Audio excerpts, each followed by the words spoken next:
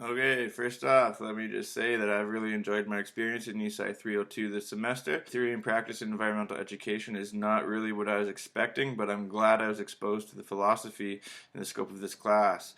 I'm not going to lie, I had some resistance to certain aspects of this course, but as I learned by the end of the semester, the pedagogies used in this class expect some tension. So in that regard, I was really engaged in this class. On day one, the question was posed, what is the environment? And we were to go outside and take a picture. Having studied the environment in the past, I sort of realized it was at this moment that I may have to unlearn my view of the world for this class. My first real embodying moment came shortly after when we had to discuss our eco-literacy and environmental identity. Thinking about it, I was confused how I felt connected with the environment. I know lots about environments past, present, and future, but yet I was confused as to how I connect with it. Now here I am, 3 months later, after taking environmental education ESCI 302 class, I'm still confused how I connect with the earth. If we take care of it, it'll take care of us. The environment is much bigger than me. I'm just living in it. October 1st, we had Treaty Ed Camp, and being new to education, I haven't really been exposed to Indigenous ways of knowing or Native science or treaty education before. This is something I've taken great interest in, and even got 2 books coming in the mail, Bridging Cultures, Indigenous and Scientific Ways of Knowing Nature, and Native Science, Natural Laws of Independence, that I look forward to reading. I went to Treaty Ed Camp with high expectations and left a bit disappointed. From the very beginning of the opening ceremony, it was just awkward, and at times I felt we were treating First Nations as the elephant in the room. We were othering them. And then I read Raven and the Crow, and I was like, yes, this is exactly what I was talking about. It made my Treaty Ed Camp experience make sense. There was a lot of white Indian expert folks with degrees telling us what they want. When discussing colonialism or Indigenous issues, I think there's tension there that there doesn't need to be. This tension is obvious in Newberry's canoe pedagogy, where she quotes that we need to understand we are settler teacher candidates and therefore perpetrators of injustice. Also, at Treaty Ed Camp, I learned a theme that recurred for me throughout the semester that we didn't talk about in any of my classes, and this theme is the difference between thinking with your heart and thinking with your head.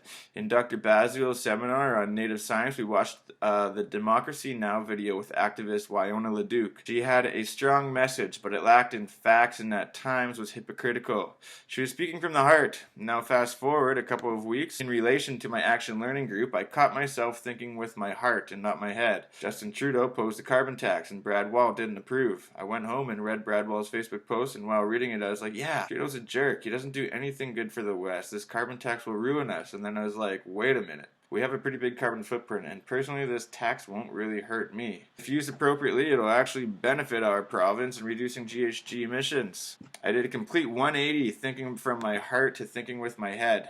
And this theme of thinking with your heart, I find is common in education, whereas thinking with your head is more common in science. So as I go forward in environmental education, I think it is important to be aware of the difference and be aware of how it may affect my class. The creative journal process is what I had the most resistance to. I saw some of the creative journals other students did and was like, yeah, they look great. Some look like they came straight out of a professional scrapbook. But for me, I still do not understand the logistics of creative journals in a science education class. I understand the writing part, but the arts and crafts portion I found honestly to be a bit insulting. Insulting because I'm paying money to learn to become a science teacher, and here I am drawing pictures not really applicable to my career as an educator.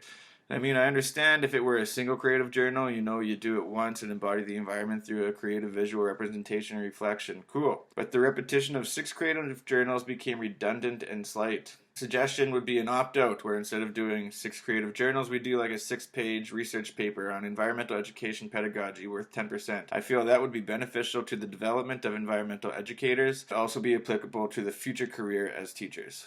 If there's one thing that I think stands out most from this course is the difference in discourses. The difference in the feminist post-structuralist discourse and the dominant discourse sort of snuck up on me. It wasn't until reading M.J. Barrett's Making Some Sense of Feminist Post-Constructuralism that I even knew what discourses were. And that reading made our environmental education class make sense. I know that I have an objective view of science, which is the dominant hegemonic discourse for teaching in Canada, and this class exposed me to a subjective view. And there is tension between subjective science teachers and objective science teachers, as Barrett states. To not construct oneself as an objective evaluator is to risk condemnation by colleagues, administrators, parents, and students. As I move forward, I think it is going to be mindful of both objective and subjective teachings in environmental education. These different discourses really came out in our action learning group process, where we had a task to embody an environmental action. I was in a group with 2 other males who have backgrounds in science with strong objective discourses. It was tough getting started because we just wanted to dig into the facts and state numbers, but that's not really what this process was supposed to be about. But luckily we had an awesome group member who kept us together and on track, and I feel our action learning group, the Carbon Busters, really tied in well with course content and was a nice prequel to discussion on carbon tax in our class. And these discourses brings me to perhaps the overarching theme of this course, which is teaching is a political act. For a teacher, it is very important to be aware of this. Teaching is powerful, and as I've learned about teaching controversial issues, there's a fine line between education and propaganda. Now, I know that there is no such thing as an unbiased opinion, but I think you can still perceive that you are unbiased about situations by providing students with an opportunity to clarify their personal values, work out the consequences of those values, and decide an outcome for themselves. So all in all, I'm glad I had this experience in ESCI 302 and look forward to my 2 remaining ESCI classes, internship, and eventually working as a science teacher.